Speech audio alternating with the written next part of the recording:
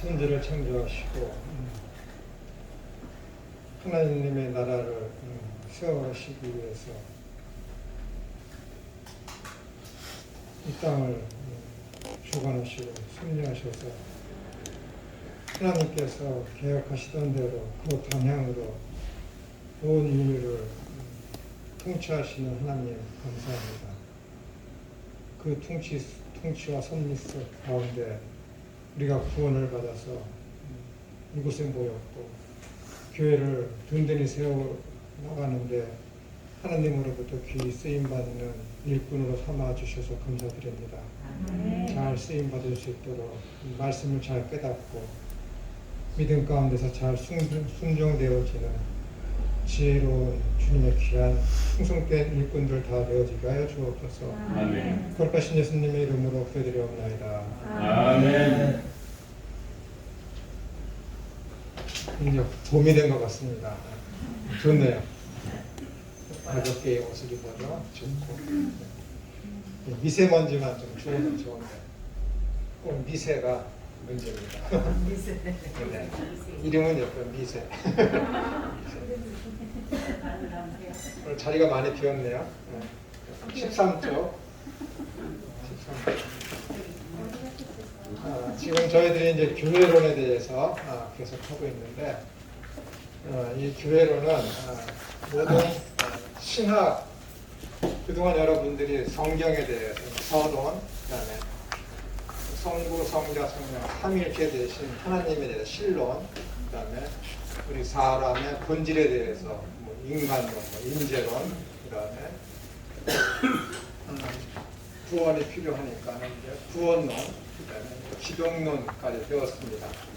가운데 저희들이 성령님에 대해서도 잠깐 살펴보았고, 근데 지금 이제 교회론을 하고 있는데 앞으로 또 이제 시간에 대해서 배우게 되면 함께할 종말론 얘기까지 이 조직신학의 모든 파트가 7개 내지 8개로다가 구분이 되어 있는데 조직신학의 모든 파트가 검증받고 실천적으로다가 우리가 실행되어질 수 있는 파트가 교회론입니다. 교회론. 그렇기 때문에 여러분들이 그동안 배워왔던 모든 학문들, 조직신학 이외에도 이 신학을 하면서 여러분들이 배워왔던 것, 그 다음에 교회에서 목사님의 설교나 성경 공부를 통해서 배워왔던 모든 것들이 검증받고 그 다음에 수정되어야 할 장소가 어디냐면은 이 교회입니다. 그렇기 때문에 교회가 무엇인지 교회론에 대해서 여러분들이 제대로 잘 배우셔야 돼요. 지금까지 배운 것들은 어떤 본질적이고 이론적인 것들인데 그런 것들이 잘못 여러분들에게 정리가 되면은 교회에서 실천되어지고 하는 모든 부분에 있어서 오해를 살 수 있고 잘못되어질 수 있습니다. 그리고 교회가 무엇인지에 대해서 또한 여러분들이 잘못 알고 계시면은 그동안 배워왔던 모든 학문들이 또한 오해받을 수가 있습니다. 그렇기 때문에 이 조직신학이 조직 해갖고 조직으로 돼갖고 따로따로 떨어져 있는 것 같지만 떨어져 있는 것이 아니라 유기적으로다가 모든 파트가 유기적으로다가 연결되어 있는 것이기 때문에 따로 떨어져서 이 조직신학의 파트를 여러분들이 생각하시면은 잘 안 되나요? 이 조직신학이라는 것이 하나의 어떤 허구나 추상적으로 여러분들한테 다 닿을 수가 있습니다. 믿음은 제가 그동안 2시간에 걸쳐서 잠깐 말씀드렸지만은 또한 계속해서 여러분들에게 가장 강조하는 것이 믿음이라고 내가 말씀드렸는데 믿음을 강조해 왔는데 믿음은 실체입니다. 실체. 바라는 것들의 실상이요 보지 못하는 것들의 증거다 했으니까는 믿음이라는 것은 고맙습니다. 믿음이라는 것은 전혀 어떤 허구나 추상적인 것이 아니라 실제입니다. 실제. 그것이 여러분들의 삶과 또한 교회에서 나타나지 않으면은 여러분들이 믿음에 대해서 심각하게 고려해 보셔야 됩니다. 그렇기 때문에 믿음에 대해서 믿음이 무엇인지에 대해서 여러분들이 오해를 하고 있으면은 교회의 삶과 생활과 여러분의 인생 전반의 신앙 생활에 있어서 굉장히 큰 오류에 빠질 수가 있습니다. 자신은 믿는다고 했지만은 니고데모처럼 전혀 믿고 있지 않는 것, 지식적으로만 알고 있는 것이 되기 때문에 주님을 앞에 두고서도 주님으로 여기지 못하고 그냥 가르치는 랍비, 교사 정도로만 이해하게 되는 그런 오류에 여러분들이 빠질 수가 있습니다. 성경에서 가장 중요시 여기는 것은 예수님과 하나님 나라입니다. 예수님이 주인공이시고 하나님 나라가 주제라고 말씀드리지 않았습니까? 그건 제가 말씀드리는 것이 아니라 기독교 역사상 2000년 동안에 계속해서 말되어져 갖고 입증되어진 사실입니다. 그렇기 때문에 믿음 하면은 당연히 주제와 주인공에 대해서 알고 그것을 믿는 게 믿음이죠. 다른 어떤 것을 자기의 신념을 갖고 그것을 가지고 믿음이 있다라고 얘기하는 것은 성경을 무시하는 것이고, 성경이 곧 우리의 헌법인데 헌법 없이 나라를 지탱한다고 하거나 사랑한다고 하는 것은 굉장히 우매하고 잘못된 것 아니겠습니까? 성경에서 그렇게 이야기하고 있는데 자꾸만 그것이 믿음이 아니다라고 하면은 니고데모와 예수님을 알기 전에 니고데모와 별반 차이 없는 잘못된 믿음을 가지고 사는 지옥 갈 인생이죠. 지옥 갈 인생이죠. 구약에 있는 수많은 인물들과 사건들, 그 다음에 제도들과 어떤 절기들, 그 모든 것들은 다 하나님 나라와 우리의 구세주이신 그리스도이시며 살아계신 하나님 아들이신 예수님을 예표하는 모형에 불과하지 않습니다.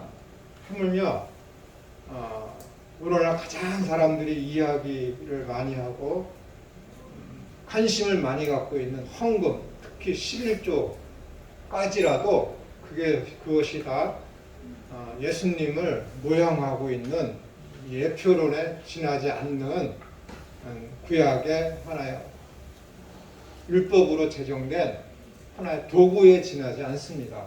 도구에 지나지 않습니다. 왜들 그렇게 오늘날 이제 지금 이제 코로나 시대이기 때문에 예배에 대해서 사람들이 굉장히 관심을 많이 갖고 있고 온라인으로 드리는 예배가 진짜 가치가 있는지 없는지에 대한 토론이 많이 일어나고 있고 이 상태에서 헌금을 온라인으로 하고 또한 그 와중에서 가장 사람들이 관심이 많은 이 11조에 대해서 사람들이 굉장히 많이들 질문들을 하고 있고 인터넷상에 많이 올라와 있고 그렇습니다. 그런 걸 보면은 인터넷에서 가끔 11조에 대해서 설교하고 하는 것을 보면은 김정국 목사나 이상한 사람들 외국에서 활동하는 사람들이죠. 그런 프로슈코마이 교회를 담임하고 있는 목사나 그걸 보면은 헌금은 갈치다 그렇게 이야기하는 사람들도 있고 또한 11조를 무시하는 사람은 다 지옥 간다.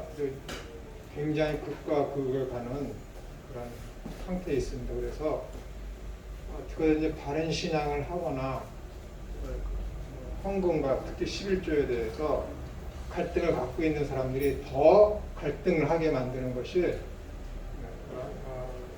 유튜브 상에서 온라인 상에서 일어나는 문제들입니다. 이미 사람들은 다 마음에 결정을 내렸죠. 안 하는 게 좋으니까 헌금을 안 하는 게 좋으니까 그리고 시간 내서 옷 정장 예쁘게 차려입고 교회 나가서 이렇게 시간을 드리는 것보다 온라인으로 예배를 하고 그 다음에 가급적이면은 자기 어떤 이 코로나의 어려운 경제적 난국이 시기기에 헌금을 교회에 좀 덜 하면 특히 가장 많이 하게 되는 11조를 안 하게 되면은 그것에 대해서 말씀으로다가 하지 마라. 딱 그리고 결정이 내어지면 얼마나 마음이 편하겠습니까? 청년들이나 오래된 사람들, 헌금에 대해서 갈등을 하고 있는 사람들, 예전엔 갈등이 없었는데 자꾸만 인터넷상에서 11조는 폐지되었다라는 그런 문구가 계속 날아오고 들려지고 하는 거 보니까는 사람들이 이제 갈등을 안 하던 사람들에서 갈등을 하게 되죠. 그렇기 때문에 이미 이제 마음의 답을 결정해 놓고 그냥 찾아오는 거죠. 질문하는 거죠. 해야 되겠습니까? 말아야 되겠습니까? 갈등이 없는 사람은 그런 질문도 안 하는데 이미 갈등이 있고 안 하는 게 좋겠다. 마음 먹은 사람들이 질문을 하는 거예요. 에이, 해야지 이게 말씀이 맞지. 하는 사람은 질문도 거의 하지 않습니다. 여러분의 질문을 막는 것이 아니라 대부분 그렇습니다. 저는 이 유튜브가 우리 학장님하고 처음 대면했을 때 말씀드렸지만 핵이라 세상이 핵이라 될 수 있는 위험이 인기 있는 어떤 목회자에 의해서 한 본문의 말씀이 핵이라 되고 교회에서 어떤 행해지는 어떤 일들이 있어 핵이라 될까봐 걱정이 됩니다. 이렇게 말씀드렸는데 그런 일들이 이제 벌어지고 있으니까는 굉장히 극과 극으로 가는 것이죠. 그래서 이제 많은 문제로다가 이제 코로나 이후에 대두 될 텐데 굉장히 지금도 혼란스럽지만은 코로나 이후가 되면은 이 교회가 더 혼란스러워질 수 있습니다. 왜냐면은 코로나 시대 때 예배했어 안 했어? 그 문제부터 시작을 해갖고 코로나 시대 때 온라인을 했어 아니면 이렇게 오프라인으로 했어? 그다음에 헌금을 했어 안 했어? 또 그것에 대해서 어떻게 생각해? 하는 그런 것들. 에 대해서 이제 재정립을 이제 해야 되기 때문에 정죄의 사건도 굉장히 많이 일어날 것이고 그것 때문에 이제 예전에 신사 했니 안 했니 그것에 버금가는 일들이 앞으로 이제 기다리고 있습니다. 교회론을 지금 하다 보니까 이 말씀을 드리는데 굉장히 혼란스러워질 수 있습니다. 그리고 지금 이제 교회가 이제 문을 닫는 곳이 굉장히 많이 있지 않습니까? 저하고도 이제 성경 공부를 같이 하던 목회자들도 20년 이상 했는데 견디질 못하고 탑차에다가 뭐라 그러죠? 물건 배송하는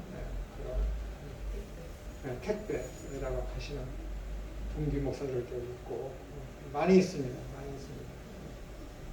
그것도 하지 못하는 사람은 A라는 젊고 건강한 목사님이 택배를 하면은 그 사람이 한 250개를 받아와요. 그러면은 다 못하잖아, 하루에.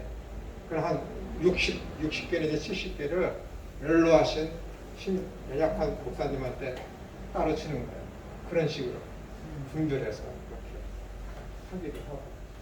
이것도 저것도 안 되니까는 교회 다 정리하고 주식하는 목사입니다. 굉장히 많습니다. 굉장히 많아요. 마음이 아프지만은 연로하고 택배도 못하고 뭐 할 수 있는 일이 없고 아파트 경비원으로 들어가자니 또 거기 또 여러 가지 일들이 있고 그러니까는 그걸 못하니까는 책상에 오래 앉아 있는 게 익숙하잖아요, 목사님들. 그러니까는 꾸준히 앉아서 이제 뭘까 하다가 보니까는 주식적으로 그래갖고 벌써 뭐 교회 정력 갖고 나오는 거의 뭐 3분의 1 평생 까먹고 가서 아파하고 이런 돈 또 많이 한다고 다시 또 가서 몇백만 원씩 넣고 또 누구한테 가서 배우고 그러지 말아야 되는데 그게 안 되는 것 같아요. 생활을 해야 되잖아요. 참 힘들어 하시는 목회자들의 주변에 많이 있습니다.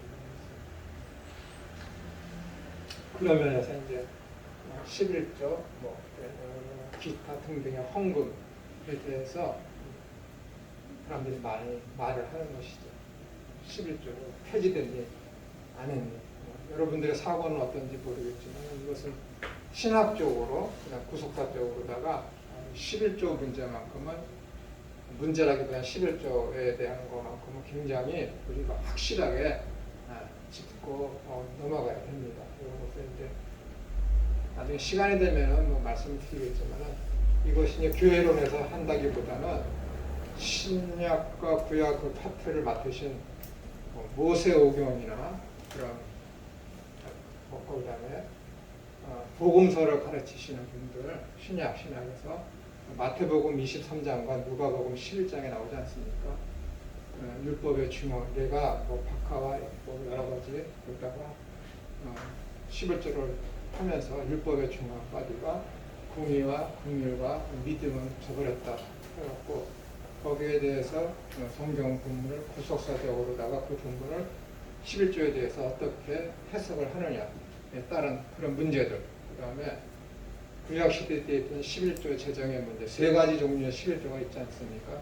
그것이 오늘날에 어떻게 영향을 미치고 있으며 어떤 연관성이 있으며 유효한지에 대한 것들을 이렇게 이제 구약의 모세오경을 하시는 분들과 신약에서 이제 복음서를 가르치시는 분들이 그것을 취급을 하셔야죠.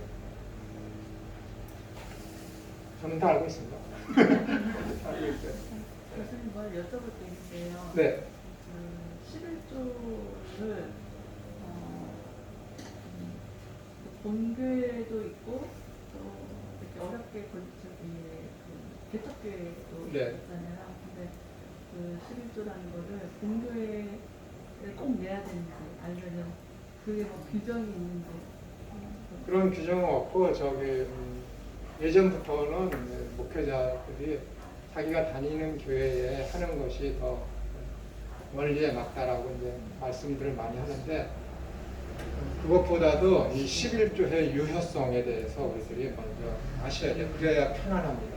헌금하고 안 하고의 그 마음이 편안합니다. 그래서 구원론 구속사적으로다가 이것을 여러분들이 마태복음 23장 23절인가요? 거기에 있는 그 말씀이 바리새인들을 예수님께서 비판하시면서 율법에 중한 바 공의와 긍휼과 믿음을 너희가 저버렸다.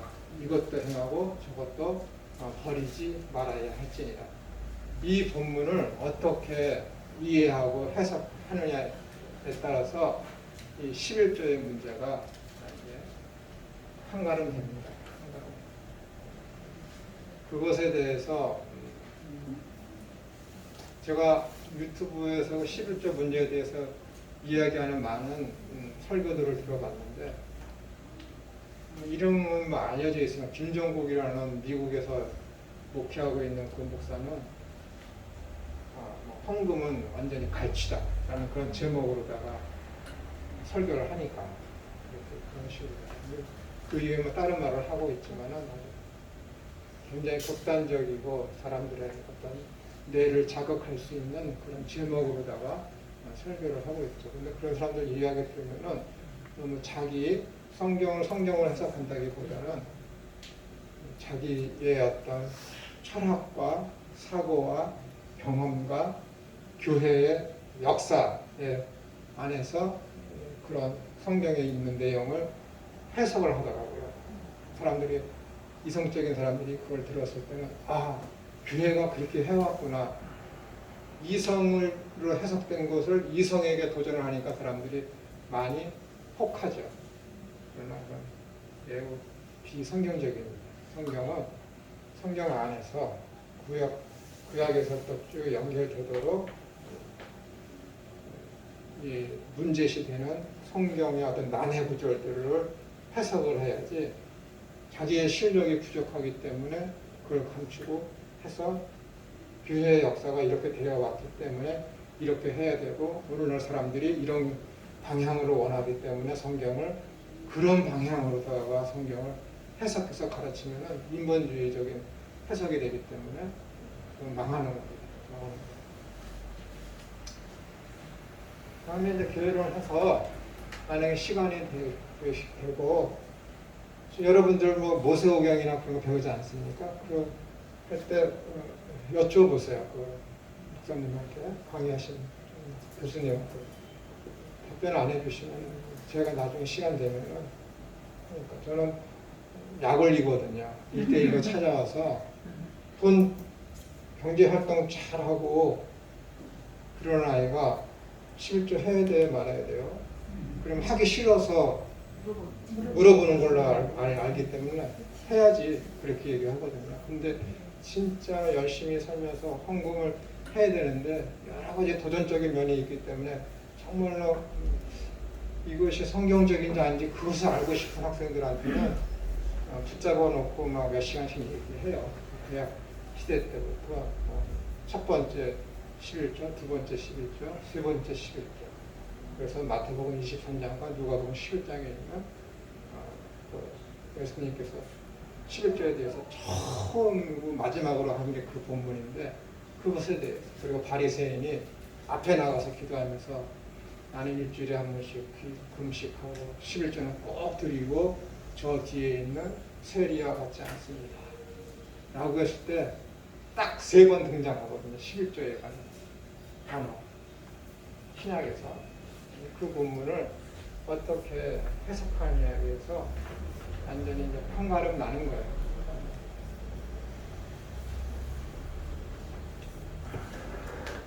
자, 교회에 대한 나타난 특별한 문제들 살펴보겠습니다.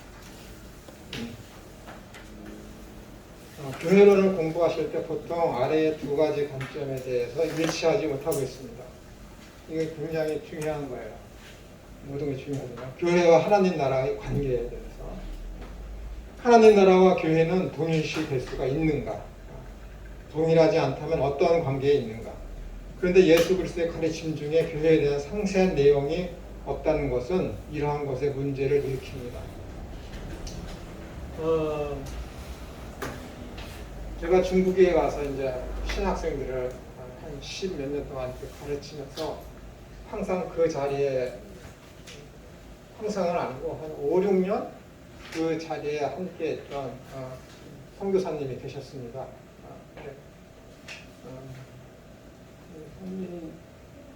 거의 같은 내용을 1년에 2번씩 갔으니까 한 12번 정도 들으신 거죠. 들으신 건데도 이 부분에 대해서만큼은 계속해서 오해를 하더라고요.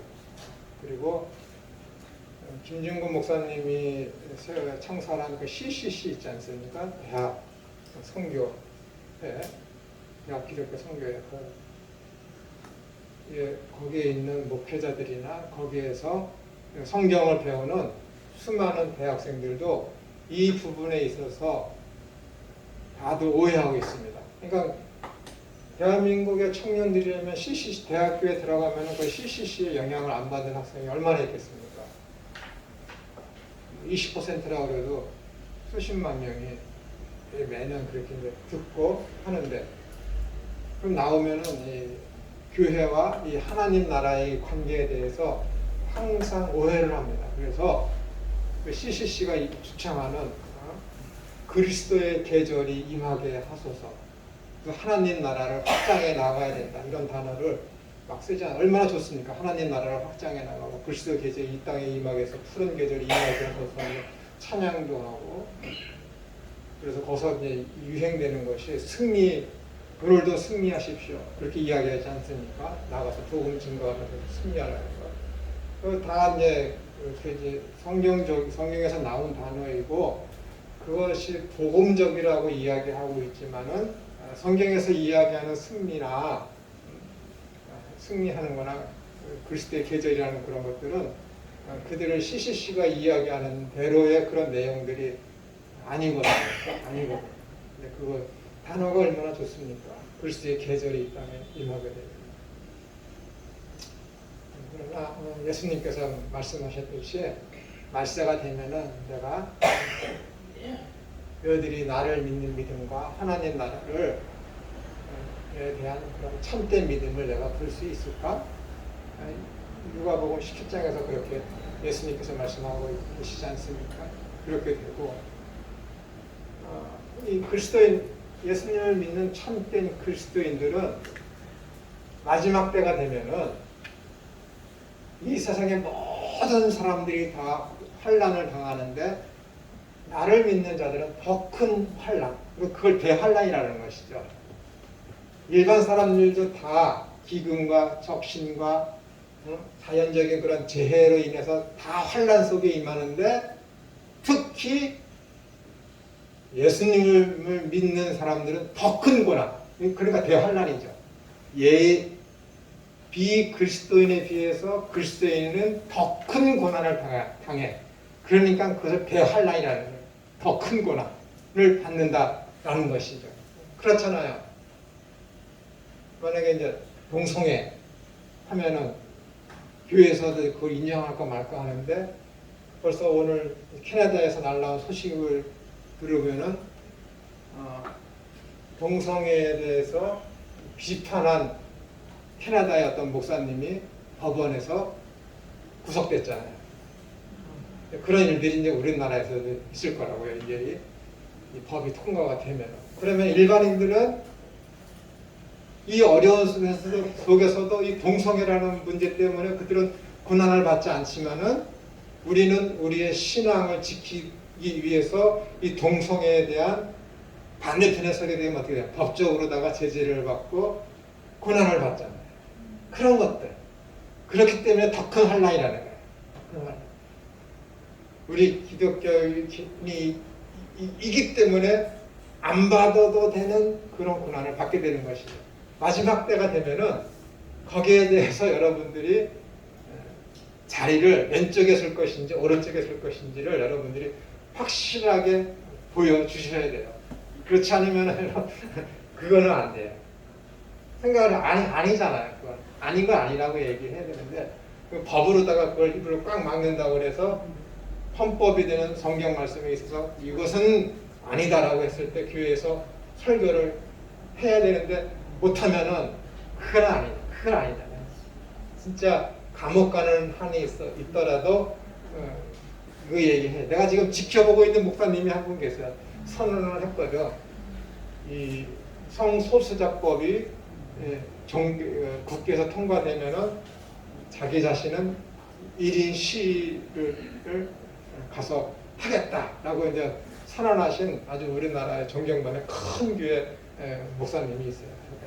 저분이 진짜 그렇게 하실까 지금 내가 지켜보고 있어요. 통과가 안 되길 바라는 마음은 더 크지만은 정말 그분이 그렇게 하실 수 있어요. 근데 그분 형도 알고 있거든요. 두 형제가 다 목회를 하고 있는데 형은 작은 교회, 동생은 엄청난 큰 교회 하고 있죠. 그래서 물어봤어요. 이렇게 큰 교회에 있으면은 참 어떻습니까? 했더니 큰 교회에서 이렇게 조직적으로 이렇게 흘러가다 보니까 체계적으로만 진행되는 그 교회의 조직 속에 있다 보니까는 자기는 이제 이런 작은 교회에서는 목회를 못하겠다고 할 수 없다고 그렇게 얘기하더라고요. 솔직한 사람이죠. 어쨌든 그리스도인은 이 마지막 때가 되면은 점점 더 큰 환란을 당할 거라고 예수님께서 말씀하셨습니다. 그렇기 때문에 그때가 되면은 진짜 참된 믿음을 우리가 이렇게 겉으로 드러내면서 할 수 있을까 했을 때 배반하는 사람들이 굉장히 많을 거예요.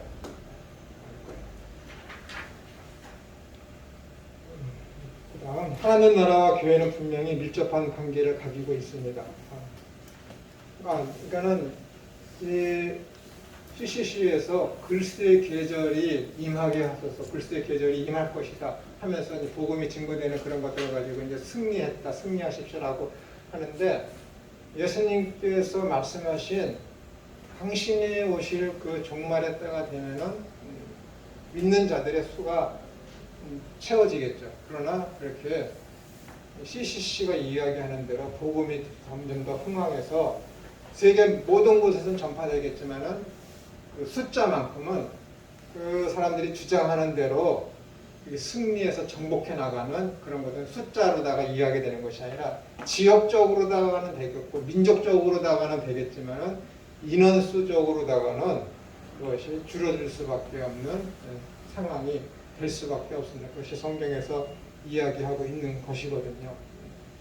같은 가정 내에서도 목사님 가정이라 하고 장로님 가정이라 할지라도 거기에 믿지 않는 사람들이 예전 90년대 20세기보다 지금이 훨씬 더 줄어듭니다.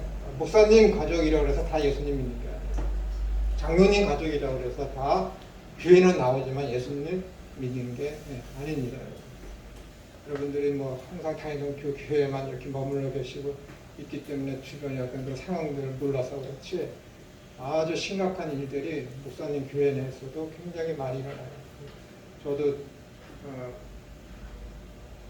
한참 된 일이지만은 내가 다니는 교회가 여기 있었고 그 이 아래 큰 교회가 있었는데 이 큰 교회 목사님의 아들이 고등학교 때 술 먹는 거 보고 굉장히 큰 쇼크를 받았었거든요. 그리고 제가 이제 신학교에 군 제대 후에 신학교에 딱 들어가려고 했는데 칼빈 신학교에 갔더니 거기 교무처장이 저한테 첫 질문이 뭐냐면은 아버지가 목사님이신데 술 마시나? 내 아버지가 목사인데 신학을 하러 온 학생한테 면접 시간에 묻는 첫 질문이 술 마시나요? 기분이 굉장히 나쁘더라고요. 그래서 제가 그랬어요. 그럼 교수님 아들은 술 마시세요? 내가 물어봤지.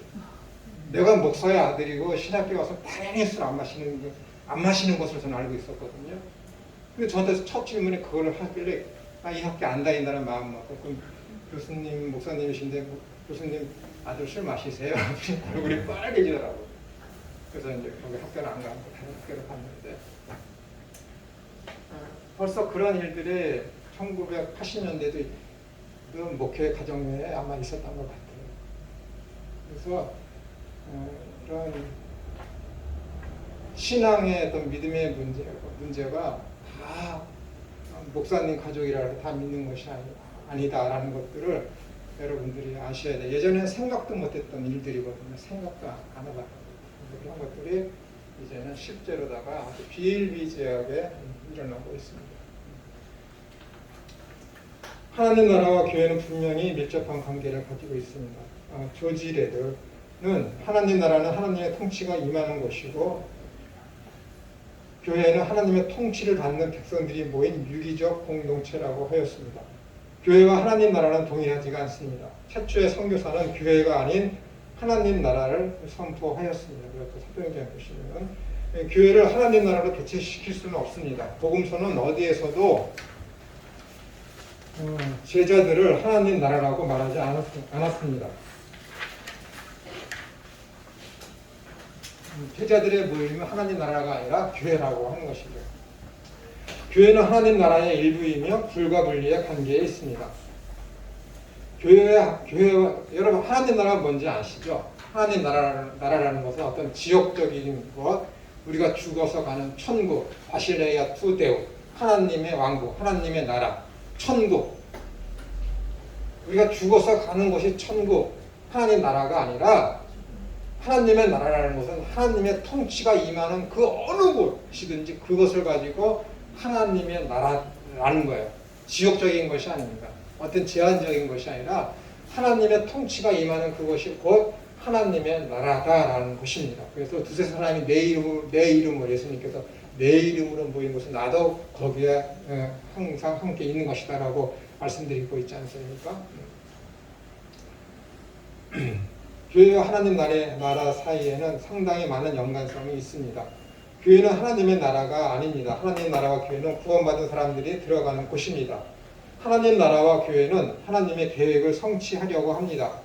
그러나 하나님의 나라는 완전하지만 교회는 불완전하다는 면에서 다릅니다.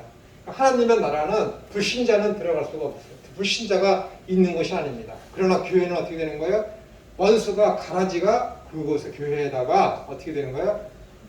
가라지를 심어놨거든요. 원수가 사단이. 그러니까 이 교회라는 이 공동체 내에서는 불신자도 있지만은 그래 하나님 나라라는 것은 하나님의 통치가 임하는 곳이기 때문에 거기에는 불신자가 있을 수가 없는 것입니다, 여러분.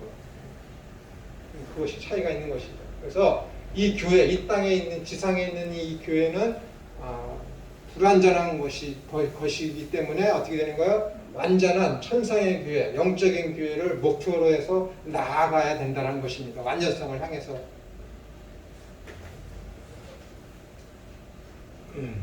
하나님의 나라와 교회의 관계를 논할 때 중요한 비유가 있습니다. 그것은 마태복음 13장 47절부터 50절에 나오는 그물의 비유입니다. 그 비유는 눈에 보이는 교회 안에 하나님 나라의 백성과 그렇지 않은 자들도 있음을 나타냅니다.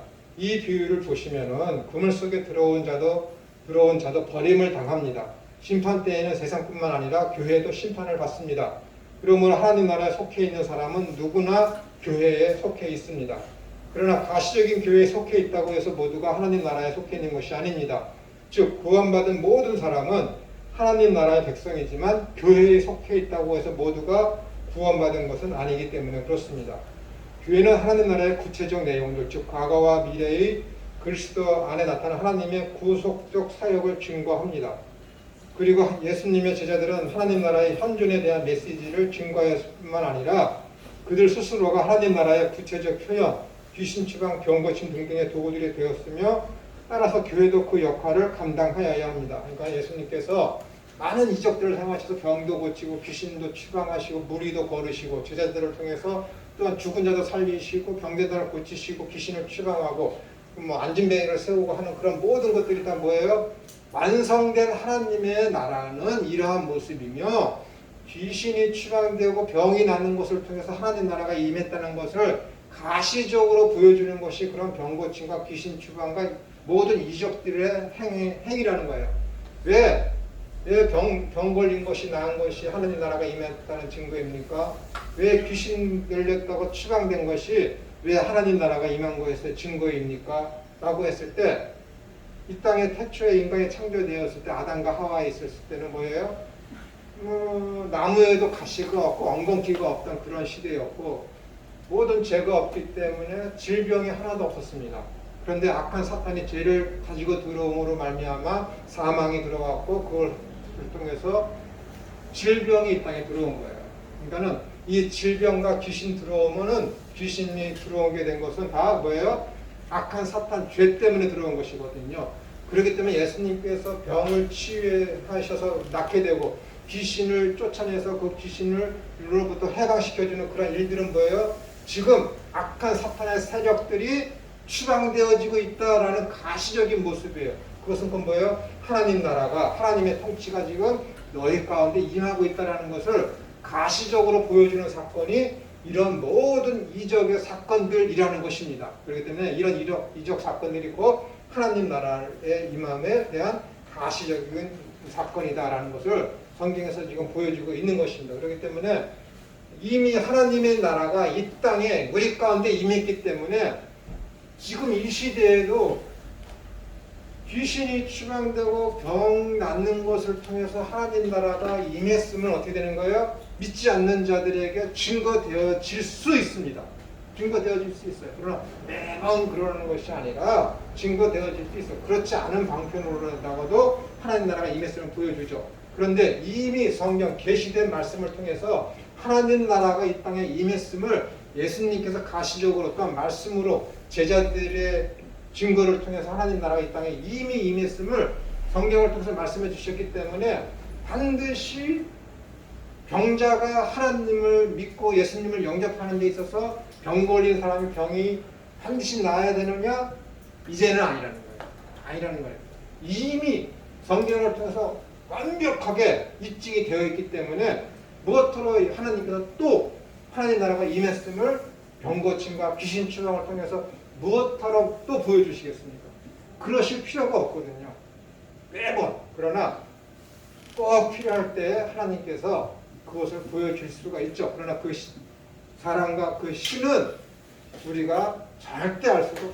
절대 알 수가 없어요. 그러니까 우리는 모르기 때문에 어떻게 되는 거예요? 병 걸린 사람이 있으면 나게 해달라고 기도하고 귀신 걸린 사람이 있으면 귀신 쫓아내달라고 하나님 앞에 기도할 뿐이죠. 그러나 내가 기도하면 반드시 이 사람이 낫는다? 그런 것을 가지고 믿음이라고 하면 안 돼요. 하나님은 모든 것을 행하실 수 있지만 모든 것을 우리에게 다 행해주지는 않으십니다. 않으신다니까요. 그렇기 때문에 믿음이 중요한 거예요. 그리하지 아니하실지라. 사드락 메삭 아벳느고가 그리하지 아니하실지라. 가자의 이 불구덩이 그러한 것보다 더 큰 이적을 행하신 그분이 하나님이신데 이깟 사자에 이거 하나님이 창조해 주신 그분이 못 다물게 하실까? 그런 믿음이 있죠. 그러나 그런 믿음이 있지만 그것이 꼭 자기한테 반드시 일어나야 된다라는 믿음이 아니라니까요, 여러분. 그렇게 안 해줄지라도 하나님은 여전히 전지하시고 전능하신 하나님이심을 증거하고 믿는 것, 그게 믿음이지. 내가 이렇게 믿기 때문에 반드시 그 일이 행해질 것이다 라는 그것이 믿음이 아니라는 거예요. 이게 중요합니다. 이게 중요합니다. 이게 중요합니다. 만약에 이것이 믿음으로 여겨지지 않으면은 실패합니다. 그것은. 내 모든 소원이 다 이루어져야 그 하나님이 계심이 입증이 되는 거예요. 입증이 되는 거예요. 그럼 별개 그건 하나님하고 아무 상관이 없는 믿음입니다. 아무 상관이 없는 믿음.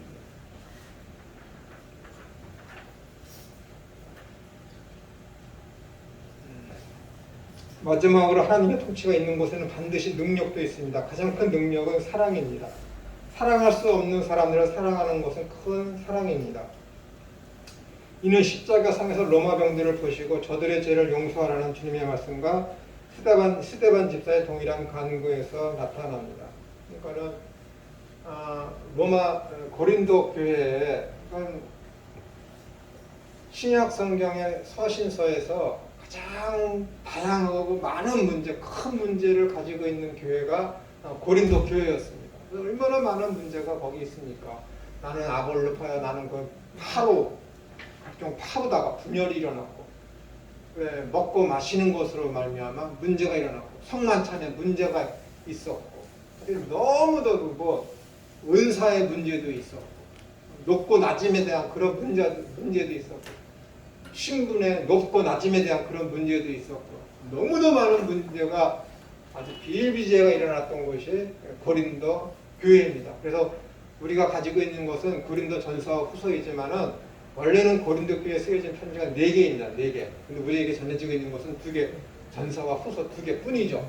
그렇기 때문에 고린도 교회가 문제가 너무도 많았을 때 사도 바울이 야, 너희들이 그렇게 문제가 많았는데 여러 가지 은사들에 대해서 고린도전서 12장까지 계속해서 이야기하면서 내가 너에게 더 큰 것을, 더 좋은 것을 무엇인지 소개해 줄게 하면서 소개해 준 것이 무엇입니까? 사랑이라는 거예요. 사랑이 진짜 능력이라는 것이죠. 저번 주에도 말씀드렸지만 여러분들 누구랑 다투고 있을 때 그 얼마나 힘듭니까? 그냥 문제가 있을 때 내가 손해보고 그냥 여러분들 차라리 그냥 사랑하는 것이 훨씬 더 좋은 것입니다. 사랑은 누구나가 다 하죠. 뭐 마카파 아이들, 주전파 아이들, 그런 아이들도 자기가 좋아하는 사람한테 다 사랑을 표현하고 사랑합니다. 사랑을 채워줘요. 그게 중요한 것이 아니라 네 속에 담겨져 있는 사랑의 종류, 어떤 사랑이냐고 문제입니다. 어떤 사랑이냐. 사랑하는 게 중요한 것이 아니라 내 속에 있는 담고 있는 그 사랑의 종류가 중요하다니까요. 하나님이 어떻게 되는 거예요? 죄인이나 의인에게 골고루 어떻게 돼요? 그들이 먹고 살 수 있도록 비와 햇빛을 골고루 주시는 거예요. 이것을 가지고 뭐라 그래요? 하나님은 온전하신다. 온전한 사랑이 이 속에 있어야 되는 거예요. 내가 좋아하는 사람만 사랑하면은 그건 이방인들도 하는 거라니까요. 원수들도 그 일을 한다니까. 그런데 그리스도인 하나님을 믿는 사람의 사랑은 온전한 사랑이에요. 온전한 사랑. 원수에게도 비를 주시고 원수에게도 먹고 살 수 있도록 햇빛을 주시는 그 하나님의 그 자비로운 사랑, 그 긍휼의 사랑, 그 사랑이 여러분 속에 있어야 그게 진짜 사랑이지. 나하고 상통하는 그 사람에게만 사랑하는 거, 그건 사랑이 아니라는 거예요. 그 이기적인 것이죠. 이기적인 것이죠. 제가 가르치고 있는 여자 청년이 있는데 너무 사람들한테 잘해요. 그래서 제가 그저께 참 자매님은 참 이타적입니다. 이타적이에요. 나도 그렇게 하고 싶은데 나는 그게 안 되거든요. 참 마음이 아픈데 했더니 하긴 아니에요. 저는 이타적이지 않고 저도 굉장히 이기적이에요. 그러더라고요.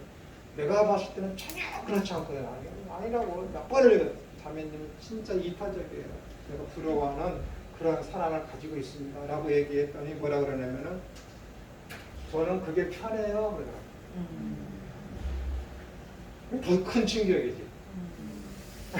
할 말은 익혀. 저는 그게 더 편해요. 그거예요. 이게 하나님의 사랑이지. 그렇게 되는 거지.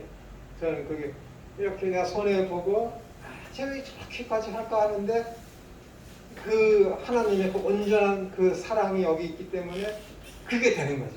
그게 더 편하다는 거야. 용서하고 주고 남을 나보다 더 높이 여기고 하는 그러한 것들. 성령으로 난 사람은 나이에 상관이 없더라고요. 나는 막 노력을 하더라고 이렇게 하다가도 누가 탁 마음에 들고 옛날에 나한테 실수하고 내 마음 아프게 딱 한 거 있으면은 잘 하다가도 한 거로 딱 멈추거든요. 그게 안 고쳐져요. 안 되거든요. 제가 그런 부류의 사람을 수명을 알고 있는데 그 사람들은 제가 볼 때는 계산적이지도 않고 그냥 바보 같아요. 바보 같아. 바보 같아. 바보 같아. 그런 사람들이 있습니다. 요약하면 하나님의 나라와 교회 사이에는 불가분의 관계가 존재하지만 동일시대에서는 안 됩니다. 하나님 나라는 하나님의 통치이며 교회는 그의 통치의 복이 경험되는 영역입니다. 복이라고 하니까 또 여러분 다른 식으로 생각하시면 안 되고 팔복 그런 상태에 있는 거 그런 팔복을 여러분들 마음속에 잘 간직하셔야 됩니다. 그런 상태에 있는 사람들 팔복의 그런 상태에 있는 사람들이 뭐예요? 빛이며 소금이라는 거예요. 여러분들의 본질은 빛이며 소금입니다. 변치 않아요. 하나님의 언약 안에 머물러 있는 소금입니다. 그리고 여러분들은 누구도 여러분들의 그 빛나는 것을 숨기려고 하지 않아요. 숨기지 못해요. 어떤 사람들이 팔복의 상태에 있는 사람들. 그 팔복의 그 상태에 있는 사람들을 가지고 예수님께서 너희는 세상의 빛이며 너희는 세상의 소금이다 라고 선언해 주시는 거예요. 그게 안 되면 여러분 믿음 없는 거라니까 여러분. 그게 아니면 성령의 열매를 맺지 못하는 거예요 여러분. 성령이 아니고서는 팔복의 상태에 들어갈 수가 없습니다 여러분. 오직 성령의 열매는 하고 갈라디아에서 얘기하지 오직 성령을 받은 사람들의 열매는 그렇지 않잖아요. 오직 성령의 열매는 성령이 내 속에 들어가 있으면 온전한 사랑이 있고 성령이 내 속에 계시면은 그 팔복의 상태에 내가 놓여진다니까요 여러분. 그게 안 되면 가짜 되니까요 여러분. 어떻게 하는가? 성령이 그렇다라고 얘기하는 거예요. 그런 사람들이 모인 곳이 하나님의 통치를 받는 것이고 하나님의 통치를 받는 사람들의 모임의 공동체가 교회라고 하는데 왜 내 옆에서 굶주리고 정말로 어렵게 사는 사람들이 있는데 왜 안 도와주고 왜 못 도와주는 거예요? 안 됐기 때문에 왜 너는 바보같이 사니 하는데 나는 그게 더 편해요. 성령을 받았기 때문에 되는 거예요. 안 받으면 그게 됩니까? 안 되거든. 그러니까 교회에서 자꾸만 그런 소리를 듣고 훈련을 받으면서 어떻게 되는 거야? 그렇게 사람들이 변해가야 되는 거예요. 그러나 사람이 본질적으로 변화되느냐? 안 된다니까요. 마태복음 21장에 보시면은 예수님께서 바리새인들과 사두개인과 율법사들에 대해서 제사장 교회 당대 유대 종교 지도자들에게 아주 그냥 험악한 말씀을 많이 하죠. 그러니까 그런들이 약오르니까 야 우리가 예수를 어떻게 하면 잡아서 죽일까? 밖에 나가서 연구를 해. 다시 돌아와. 성전에서 설교하고 있는 예수님한테 야 예수야 우리 너한테 질문이 있다면 뭔데? 그랬더니 동전이 여기 있는데 세금을 바쳐야 되니 말아야 되니 예수님께서 야 가이사의 것은 가이사에게 하나님의 것은 하나님에게 그랬더니 대답을 못하잖아요. 그러니까 또 나가. 그러니까 사두개인이 와서 부활이 없다 하는 사두개인이 또 질문을 해. 예수님이 또 답변을 해서 그들이 말문을 완전히 막아버리잖아요.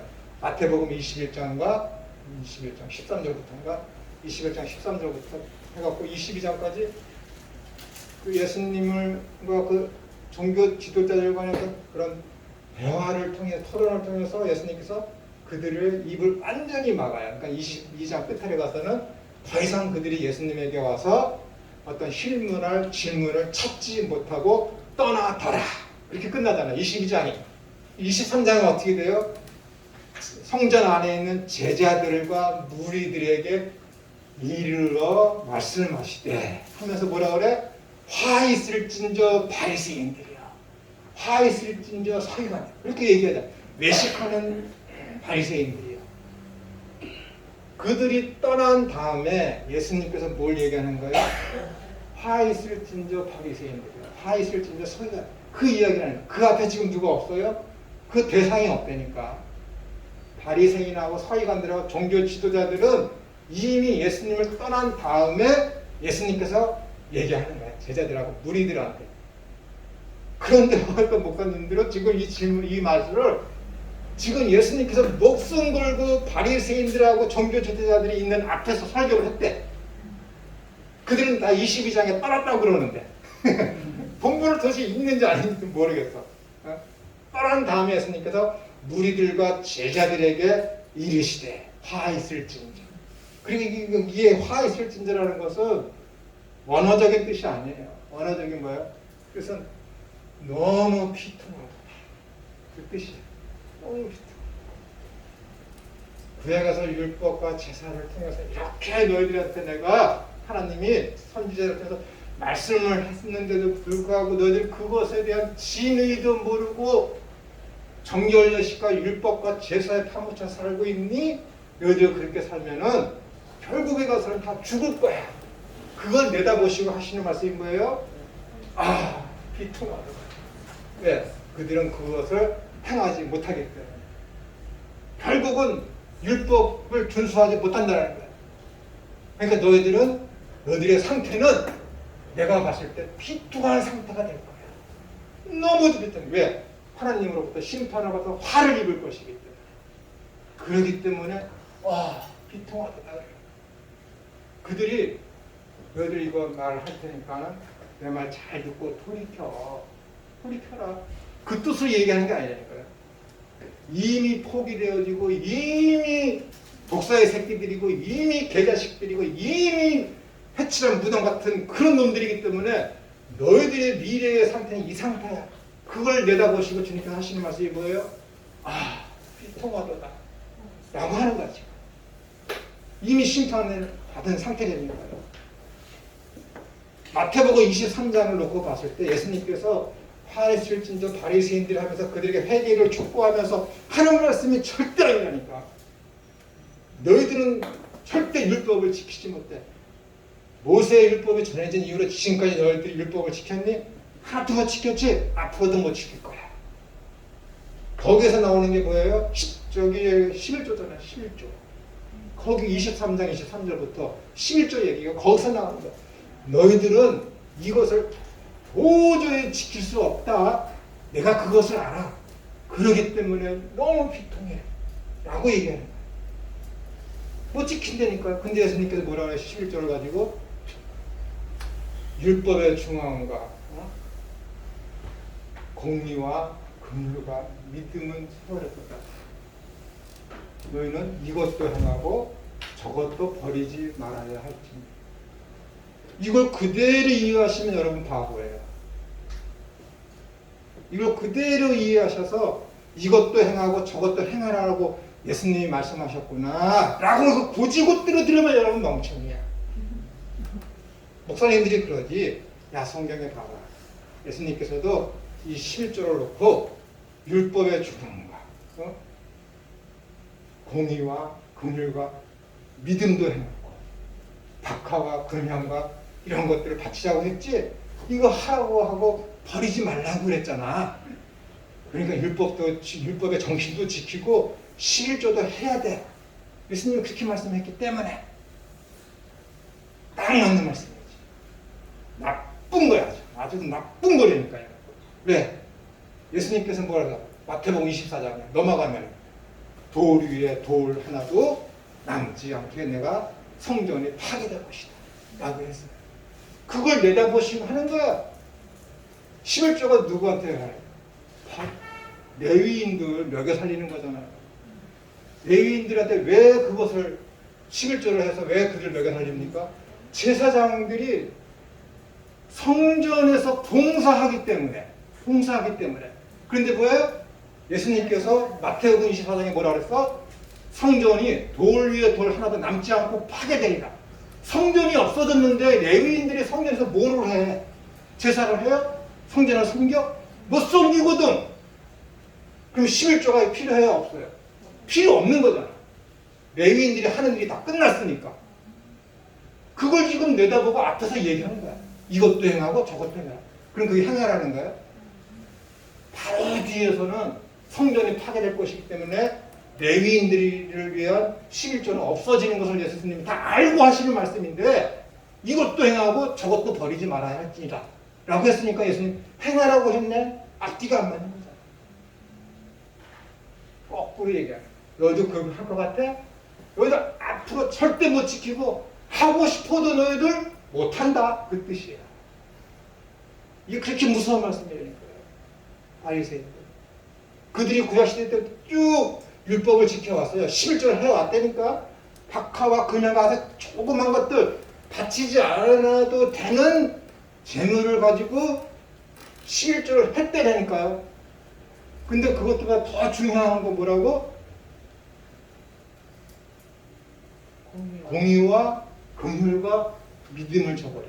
너희들은 그것도 못할 것이고 너희들은 앞으로 11조 드리고 싶어도 못 드리는 때가 온다.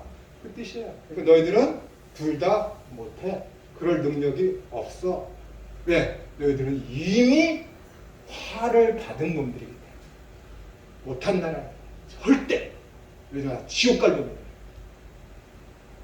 그럼 여기서 얘기하는 율법의 중한 바 공의와 긍휼과 믿음 이것이 율법의 정신입니까? 아니라니까요.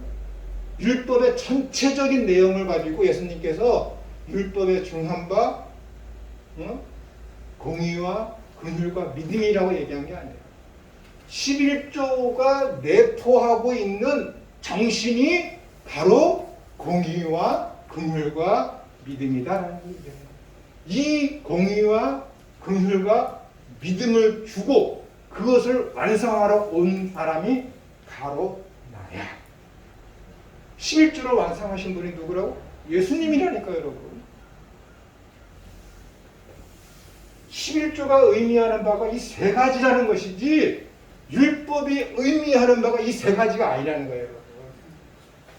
그러니까 11조를 할 때 이 마음, 이 사상, 이것을 가지고 11조를 하지 않는 건 다 거짓이에요. 11조가 언제 거쳐진 거예요? 아브라함이 했잖아.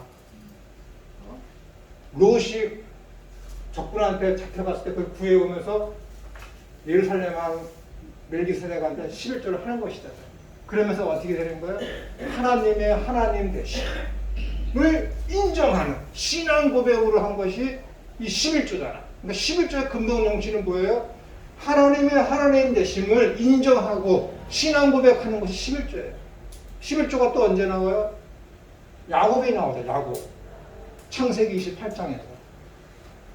형 에서와의 문제에 있어서 목숨을 구하기 위해서 건너가다가 하나님을 만나서 거기에서 뭐예요? 내가 이 돌기둥이 하나님의 집이 될 것입니다. 라고 하는 그 신앙 고백. 하나님 나라에 대한 신앙 고백에서 하는 것이 뭐예요? 야곱이 드리는 11조잖아. 11조는 뭐예요? 근본 정신은 하나님 나라와 하나님에 대한 신앙 고백을 하는 것이 11조예요. 11조라. 그래서 그것을 어떻게 되는 거예요? 모세 시대 때 3번의 11조가 있잖아요. 레위인을 위한 11조. 그 다음에 6월절과 오순절과 초막절에 모여서 잔치하는 11조. 1년에 한 번씩 하는 거잖아요. 그리고 3년에 한 번씩 고아와 가부와 나그네를 위해서 하는 긍휼에 대한 11조. 6월절과 오순절과 초막절에 모여서 뭐예요? 잔치하잖아. 이 잔치가 완성될 것이라는 그 잔치. 반드시 하나님의 나라가 임해서 우리는 천국 잔치를 하게 될 것입니다. 라는 그 믿음이 언제 이루어졌어요? 예수님께서 이 땅에 오셔서 가나의 혼인잔치를 통해서 그것이 이루어졌음을 보여주는 것이 가나의 혼인잔치잖아요. 그 믿음. 그러면 공의는 뭐야? 공의. 이 레위인한테 11조에 하는 것을 가지고 주잖아요. 그럼 그 레위인이 하는 게 뭐예요? 출애굽기 30장에 보시면, 얘기 안 하려고 그랬는데, 출애굽기 30장에 보시면은 그러잖아요. 야, 모세야, 너 레위인이 이 땅에 낳은 아이들, 남자 아이들의 모든 숫자를 다 계수하라. 그랬더니 어떻게 되는 거야? 22,000명. 나머지 11지파에 뭐예요? 11지파에서 장자만 계수해봐라. 그랬더니 어떻게 되는 거예요?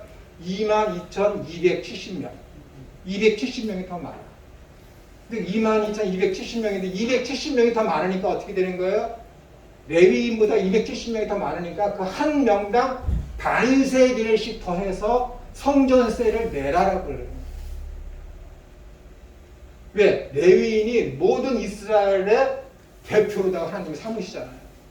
그래서 한 명당 한 명씩, 장자는 뭐예요? 한 가족의 장자는 그 가족의 전체를 대표하는 것이고, 그런 것이 이스라엘의 어떤 상관관계이기 때문에 레위인이 22,000명인데 나머지 11지파의 모든 장자들이 22,270명이야. 그러니까 270명에 대한 세금을, 성전세금 270명에 대한 성전세금 반세겔씩 내라고 그래.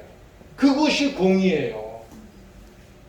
한 명도 무르질 않아. 가난한 자라고 해서 세금을 더 내거나 덜 내거나 부자라고 해서 세금을 더 내는 일이 없이 무조건 정확하게 반세겔씩 내라고 그래. 왜? 그것이 하나님의 공의거든. 예수님의 피는 부자나 가난한 자나 상관할 것 없이 공의롭게, 부자나 가난한 자나 높은 자나 낮은 자나 할 것 없이 그의 생명의 값은 뭐예요? 다 반세겔이니까. 국회의원을 예수님이 구원해줬다고 해서 더 많은 피를 흘립니까? 거지를 구원해줬다고 해서 그 거지가 받은 구원에 예수님의 피값은 적습니까? 똑같다니까요. 예수님의 피의 능력은 또 누구에게나 똑같은 거고 누구에게나 똑같은 은혜가 임하는 거예요. 이것을 가지고 뭐라고 그래? 공의라고 그런다니까 여러분. 이게 11조예요 여러분. 이것을 얘기하는 거야 지금. 이것을. 자세히 얘기 못 드리지만 이것을 가지고 공의와 긍휼과 믿음이라는 거예요. 그 3년마다 한 번씩 11조 드리잖아요. 그 사람들 누구를 위해서? 고아와 가부와 나그네를 위해서. 고아와 가부와 나그네는 뭐예요? 옛날에 이스라엘이 어디 있었습니까? 종으로 있었잖아. 애굽에서. 그 상태를 얘기하는 거야. 너희들 그때 있었을 때 내가 긍휼을 베풀어서 구원해줬지? 나 긍휼의 하나님이다. 라고 얘기하는 거야. 그것이 다 내포하고 있는 것이 11조라니까요 여러분. 그 이야기를 하는 것이 율법의 중한 바, 공의와 긍휼과 믿음을 얘기하는 거예요. 11조를 행하지, 그 마음 갖고 행하느냐 하지 않느냐 갖고 하나님께서 뭐라는 거예요? 너희들 11조 해? 그 마음 없지? 너희들 그럼 나를 내 자리에서 끄집어내는 거야.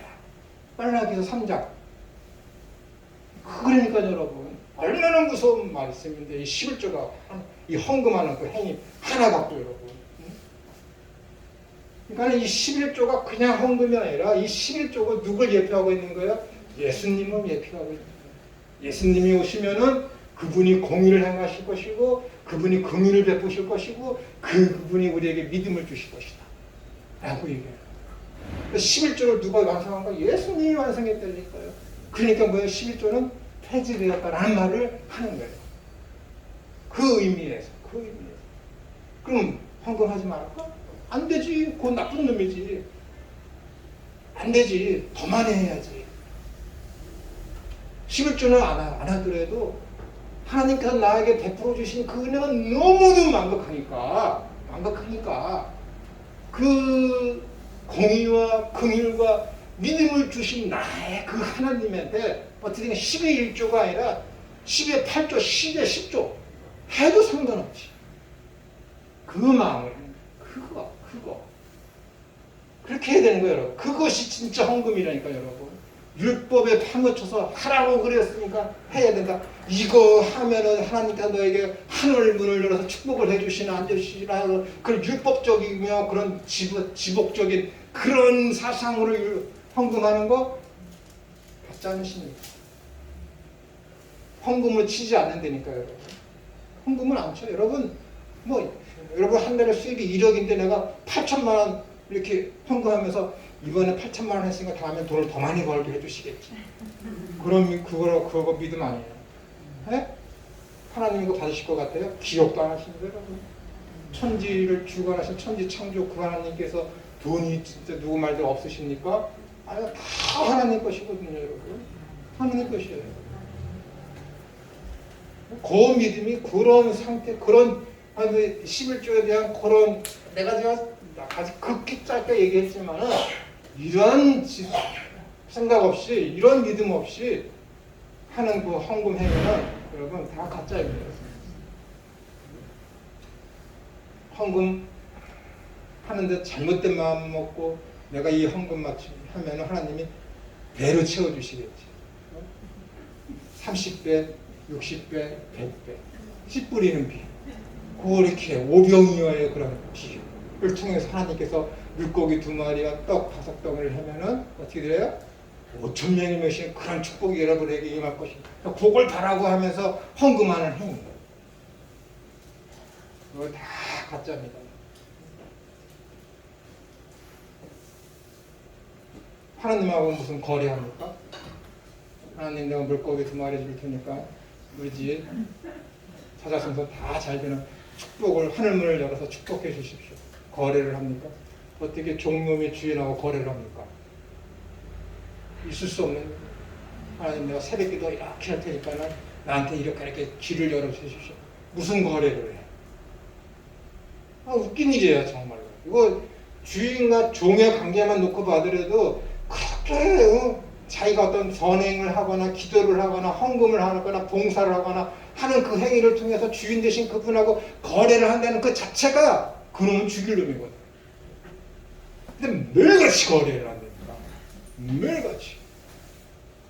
나는 무익한 종인이다라고 그런 것이 믿음이다라고 예수님께서 말씀했는데도 불구하고 안 고쳐져.